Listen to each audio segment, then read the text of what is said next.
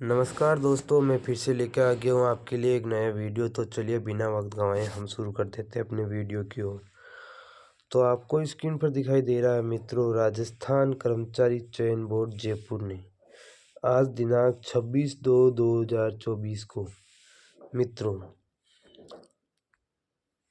शीघ्र लिपिक या निजी सहायक ग्रेड द्वितीय संयुक्त भर्ती परीक्षा 2024 का नोटिफिकेशन जारी किया है। इसके अंतर्गत मित्रों सीईटी को नहीं रखा गया है। इसका मतलब इसमें जिस विद्यार्थी ने सीईटी नहीं दिया है वो भी इसमें परीक्षा दे सकता है, फॉर्म भर सकता है।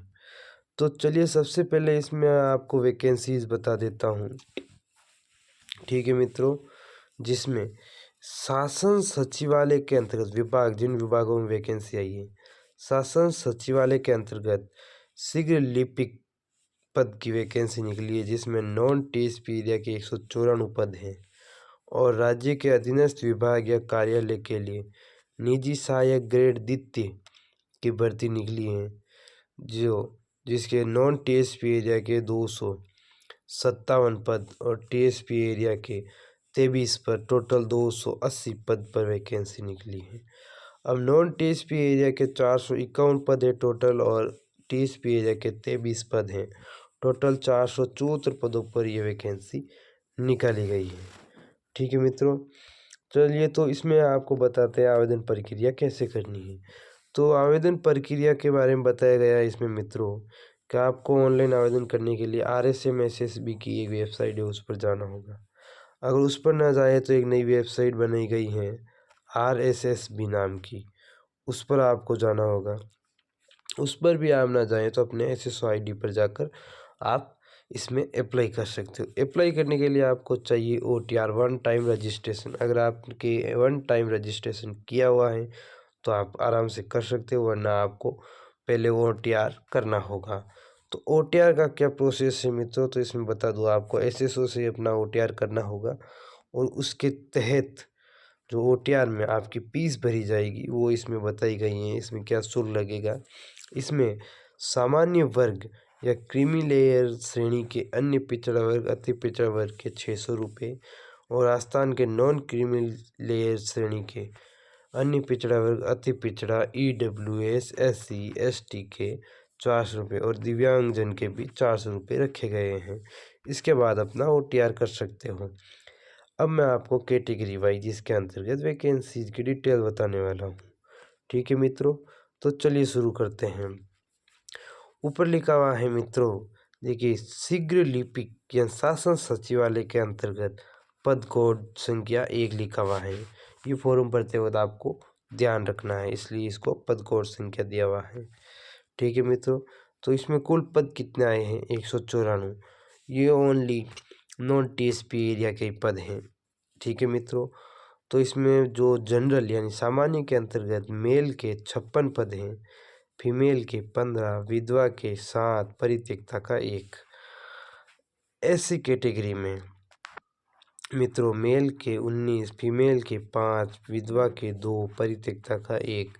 ST कैटेगरी में मेल के 14, फीमेल के 4, विधवा का 1। OBC कैटेगरी में मेल के 28, फीमेल के 8, विधवा के 3, परित्यक्ता का 1। MBC के अंतर्गत मेल के 7, फीमेल के 2, विधवा का 1।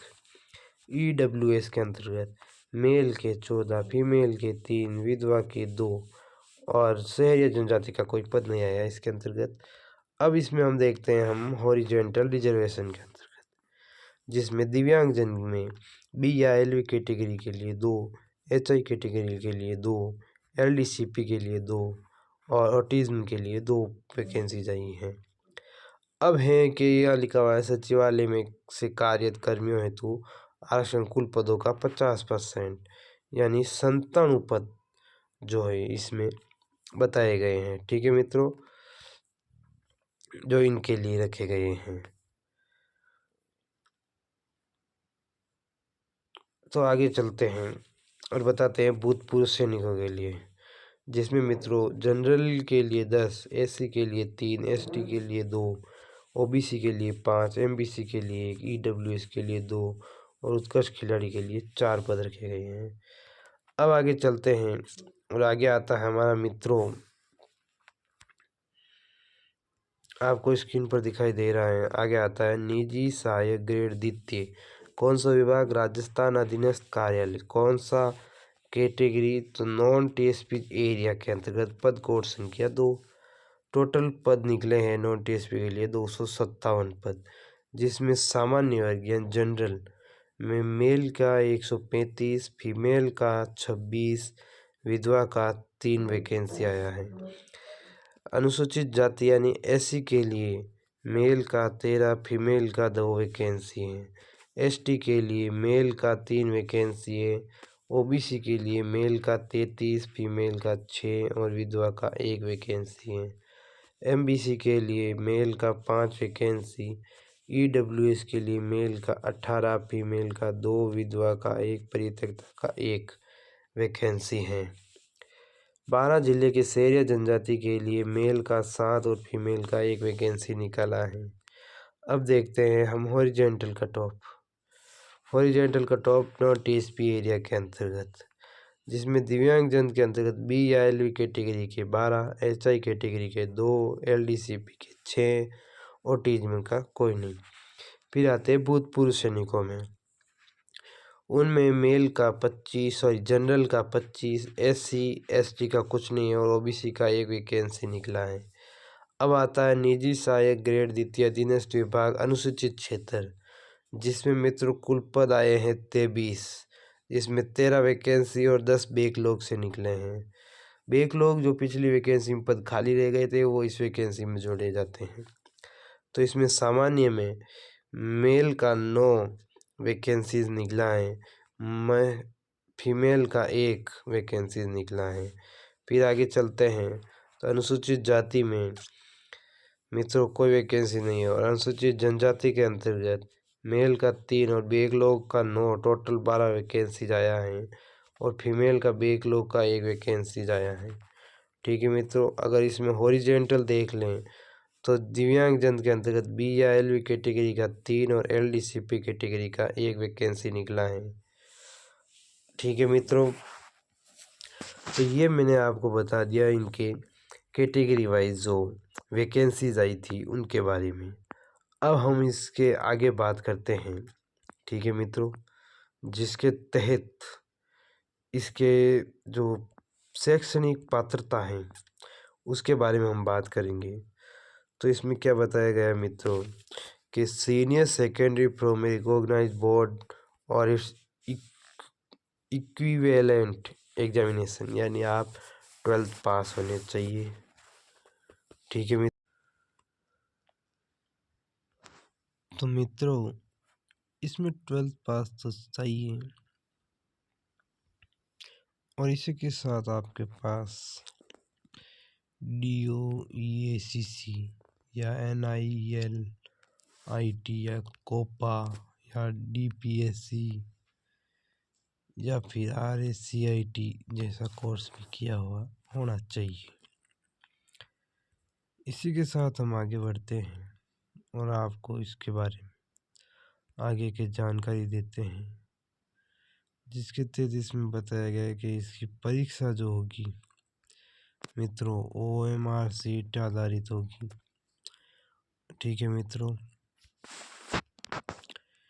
इसी के साथ हम आगे बढ़ते हैं और इस परीक्षा के अंतर्गत जो सिलेबस होने वाला है और जो पेपर पैटर्न होने वाला है उसकी बात करते हैं।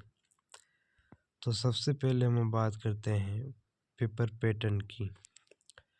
तो 2 चरणों में आपकी ये परीक्षा होगी, जिसमें प्रथम चरण के अंतर्गत सामान्य ज्ञान, दैनिक विज्ञान और राजस्थान का सामान्य ज्ञान के टोटल 50-50 क्वेश्चन आएंगे और 3 घंटे की।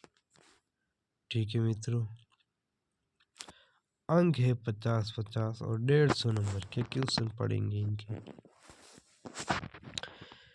फिर इसी के अंतर्गत दूसरा सामान्य हिंदी और अंग्रेजी का होगा प्रश्न पत्र, जो 3 घंटे का होगा और 100 नंबर का होगा। ठीक है मित्रों। अब दूसरा चरण आता है, जो पहला चरण पास होने के बाद 2 प्रश्न पत्रों में से कोई एक, यानी इंग्लिश या हिंदी दोनों में से कोई चुन सकते हो आप।